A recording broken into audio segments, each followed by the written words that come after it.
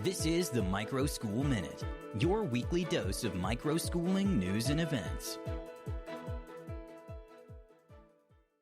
In this week's edition of the Microschool Minute. First up in the news, we're following a big story out of Arizona, where the Department of Education has secured a conviction against two people for misusing funds from the state's Empowerment Scholarship Account, or ESA program. The fraudulent activity was initially unearthed by the state's education department itself, and the case was referred for prosecution, as revealed by State Superintendent Tom Horn. Horn has been vocal about his office's efforts to identify and address fraud, and has worked to recover more than $622,000 in inappropriate purchases. The Department of Education uses a practice known as risk-based auditing, which allows for quick reimbursement of ESA expenditures under $2,000, which are then subject to later review. This strategy is in place to prevent delays for parents who would otherwise wait more than 2 months for their funds. Despite the department's limited staff of 12 people, they diligently process up to 500 requests daily. The unit has won 16 appeals against improper expenses, but is facing challenges, including a lack of support from the Attorney General's office. Next, a new report sheds light on the slowing growth of the charter school sector. According to a report from the National Center for Charter School Accountability, a decrease in new school openings and an increase in closures are tied to issues like low enrollment, underperformance, and a lack of oversight. In the first half of 2025 alone, some 50 charter schools announced that they were closing. The report also highlighted that nearly half of those schools have received a combined $102 million in federal funding. The National Alliance for Public Charter Schools, however, pushes back on the report's findings, arguing that the sector has actually seen a climb in enrollment. The Alliance states that charter schools have a positive impact upon student learning, with students gaining 16 more days of learning in reading and 6 more in math per year compared to their peers at district schools. To remain open, charter schools must meet high performance and operational standards.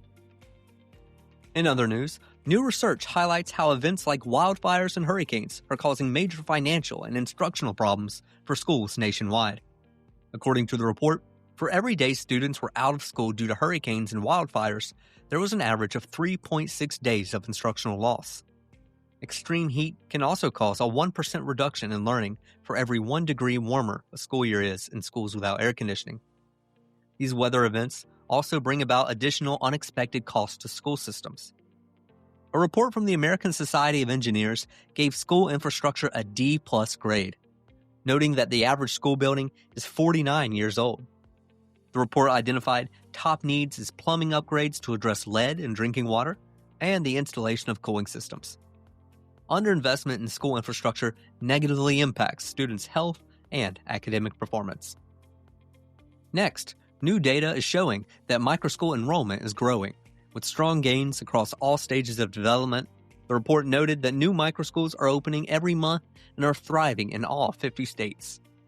Growth is the strongest in the South and Midwest, with more than 1,000 new microschools opening since the pandemic.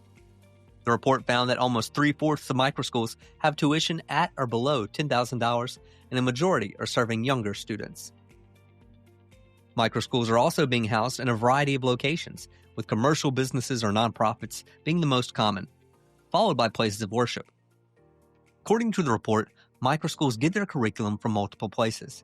60% use curriculum from a company, 52% create their own, 51% use online tools, and 50% use curriculum from other educators. The 2024 report by the RAND Corporation estimates between 750,000 and 2.1 million students currently attending microschools. Next, a new report examines why academically intensive charter schools, or AICs, deserve more attention. The report notes that AIC students consistently outperform their peers in district and other charter schools in both literacy and in math, and the learning gap with traditional schools widened after the COVID-19 pandemic.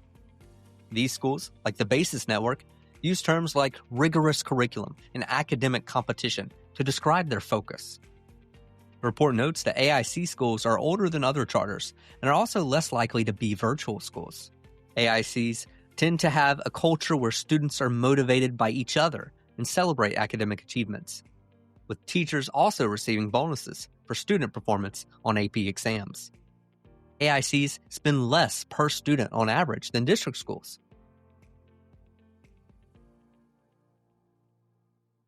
A long-standing private school in Kansas City is closing its doors. This is a story of a different kind of parent revolt, one where parents are leaving traditional private schools in favor of new education models. Since the pandemic, a number of families have abandoned public schools for various forms of pods, homeschooling, and microschools. Families are seeking schools that offer relevant, engaging learning connected to real-world concerns, as well as a more personalized approach. But they're also looking for schools that offer wraparound supports like transportation, meals, and healthcare.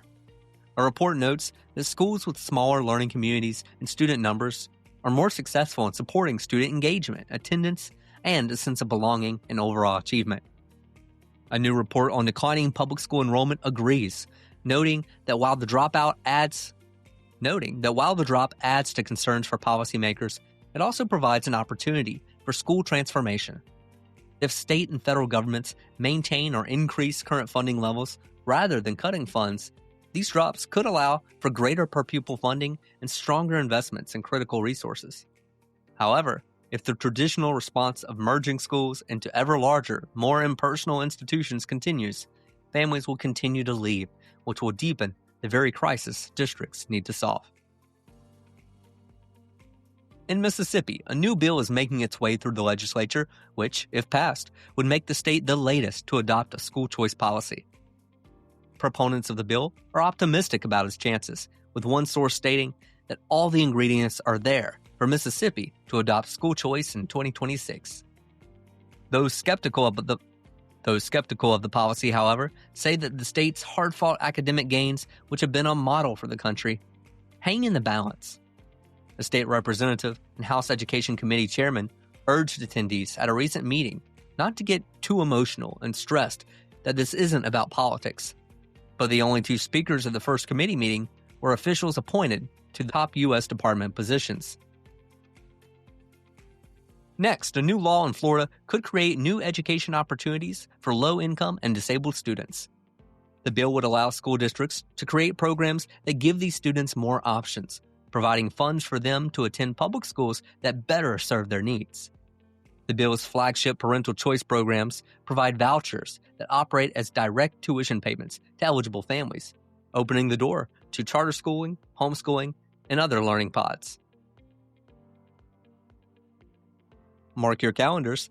The Emerging School Models Scaling for Success Conference is happening September 25th through the 26th at the renowned Harvard Kennedy School. Want to be a part of it? Register online to attend. We hope to see you there. And now for our weekly Microschool Showcase. This week, we're shining the light on Mount Haven Microschool in Arkansas, founded by Tricia Tyler, a former private school teacher and homeschooler herself. When the pandemic hit, Tricia saw how many families were struggling and felt compelled to help. Initially, she started a learning pod with other public school educators. And when Arkansas passed its educational freedom accounts, she decided to formalize her idea into a microschool. This program allows parents to use state funding for educational expenses, which helped Tricia launch her own school without it being a financial burden upon families. Mount Haven Microschool serves children ages 5 to 9, meeting 2 days a week for core subjects like science and history, along with Bible, poetry, STEM, and more. Tricia's teaching style is all about making the subjects come alive for the kids, helping the information stick in their minds. Tricia also found a homeschool co-op that meets on Fridays, which provides a variety of social activities. Tricia's goal is to continue to help families by creating new pods in others' homes rather than expanding her on to maintain the micro part of her school. She advises others to stay true to what you know, because there are plenty of families looking for options, and it can be a blessing to everyone involved. If you know of a microschool or organization that deserves a shout-out, drop a line and let us know. Thank you for tuning in to the Microschool Minute, your weekly review of microschooling news and events. Don't forget to like and subscribe. If you'd like to support us, consider leaving a review. Until next week, happy microschooling.